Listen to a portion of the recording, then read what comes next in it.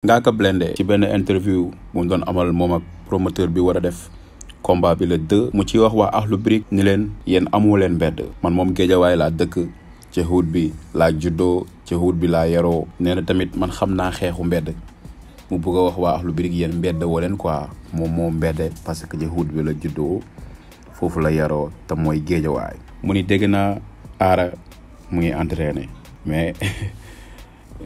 Dayza nag gisoon naa ko mu nekk saal moom daa mel ni Dayza moo gën a taxaw nag Aara est-ce que du yàgg Dayza yéenay taxaw pour def ring bi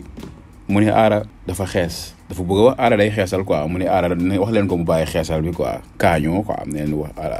Aara na bàyyi xeesal bi quoi xaw ma nag Aara day xeesalam déet mais Aara moom ci xees laa ko xamee xaw ma xees naturel la wala li ngaa ko wax moo nekk mu ni combat bi nag daf koo def pour Sénégalais yi muy combat ring de boxe bi mu war a def ak waa Akhlou Brick mu ni daf koo def pour Sénégalais yi def ko pour waa Akhlou Brick parce que bon xam na ni moom ak waa Akhlou Brick du combat mu koy wax ñi nga xam ne ñoo war a dëgg combat bi nee na leen yéen sax xam ngeen ni man ak waa Akhlou Brick du combat. ci fin interview bi diglu leen Ngaaka lu mu wax waa Akhlou Brick. Akhlou Brick mooy groupe bu gën a yomb clash Sénégal la plupart de leurs morceaux sañse naa sol naa sama noon yi waa Gambia ñoo ma bëgg waa Ndakaaru Njaay ñoo ma bëgg may tàngal temps bi fan yi mais parlons hip-hop faisons hip-hop et parlons hip-hop Akhlou Brick mooy groupe bu gën a cuune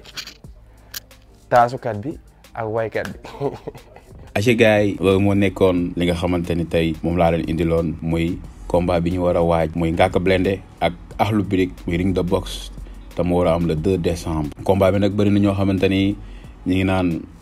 xeex lay doon wala maanaam back to back mais je pense pas que ni xeex lay doon juste rek yéeg si kaw def battle la de loolu laa yaakaar mais nekkul combat boo xam ne moom bay boxe la quoi ci li ma yaakaar boobu. ace gars yéen tamit bu fekkee da ngeen a xalaat leneen combat bi xeex lay doon wala back to back la def battle rap wala ace ci commentaire yi te boo leen commentaire ba pare yéen ñi doog a dugg ci chaîne bi ngeen abonné te boo leen abonné ba pare bu leen fàtte ba seen cloche notification ba vidéo bu ñu dugal ngeen mun ko am.